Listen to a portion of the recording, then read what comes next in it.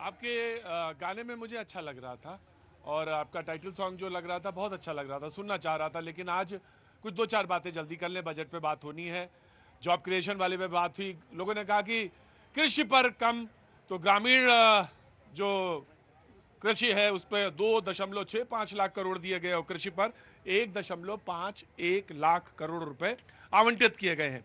तो ये जो विभाग है इस पे इतने पैसे एलोकेट हुए हैं खासतौर से ग्रामीण अर्थव्यवस्था या ग्रामीण क्षेत्र या कृषि क्षेत्र पर बात करने के लिए। मैं विहांत के लिए जो उनकी मदर आई हुई हैं, खुद भी चार्टर्ड अकाउंटेंट हैं, लेकिन अब उन्होंने अपना पेशा छोड़ दिया है और अपने बच्चे के लिए पैसे कलेक्ट करने के लिए यहाँ पे पहुंची हैं, जो कि बच्चा मास्कुलर डिस्ट्रॉफी से पीड़ित है, 2 साल का है। 2-3 दिन पहले आया था, पापा भी आए थे, IT प्रोफेशनल हैं। दरअसल ये है कि मुझसे जब जाने लगे तो इन्होंने एक बात कही, कैसे बताएं कि हम ईमानदार हैं, कि हम जो कलेक्ट कर रहे हैं ईमानदार हैं, हम कैसे बताएं।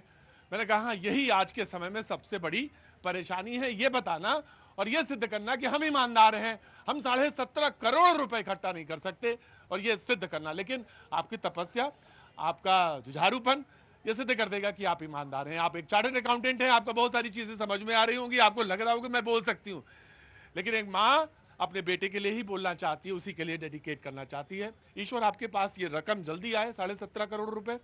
मैं आपको बहुत आशान्वित हूं, होगा ऐसा, जरूर आइएगा, दोबारा फिर आइएगा जी। फर्स्ट टाइम जो एम्प्लॉयमेंट है उनको 1 लाख रुपए से कम सैलरी पर EPF एम्प्लॉयमेंट प्रोविडेंट फंड जो है पहली बार जो रजिस्टर है उनको 15,000 की मदद की बात करता है। मैन्युफैक्चरिंग यूनिट में सपोर्ट की बात सरकार ने कही है।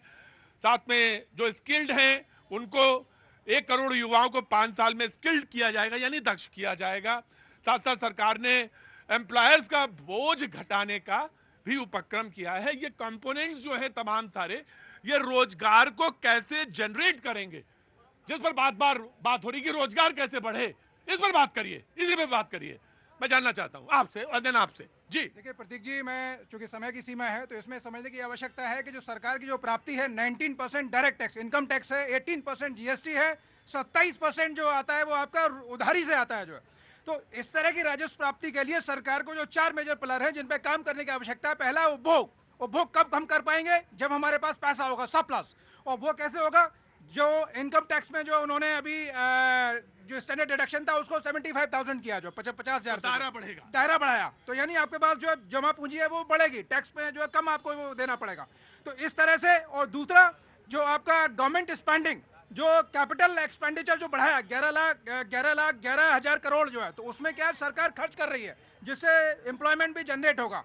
तीसरा फॉरेन इन्वेस्टमेंट, वो इन्वेस्टमेंट कैसे बढ़ेगा? जो विदेशी कंपनियां पहले कैपिटल टैक्स 40% लगता था उसको 35% किया जो है, तो तीसरा ये है। चौथा आपका जो फॉरेन ट्रेड कैसे बढ़ेगा? जब आप उनको इंसेंटिवाइज करेंगे और उनको जो सेक्टोरियल वाइज जब उनको जो है इंसेंटिव और ईज ऑफ डूइंग जो है वो देंगे, तो वो इंसेंटिव मतलब लुभावना कैसे बनाया जाए, हर हाथ को काम की बात हो रही है। आप बोलना चाहते हैं जी? जल्दी, वेरी क्विक। कहां से आना हुआ है? रुकिए, हमें तो मेरा ही ले लेंगे, रोजगार की बात करें मेरा भी रोजगार छीन लेंगे। मैं इंडियन आर्मी से हूँ। इंडियन आर्मी से? अरे तो ऐसा थोड़ी ना करेंगे। अग्निवीर बना करके सारे फौजियों को ना नपुंसक बना। फौज से हैं आप? फौज से हैं आप? रिटायर्ड? अच्छा, तो फौज से हैं भाई जी। Very very very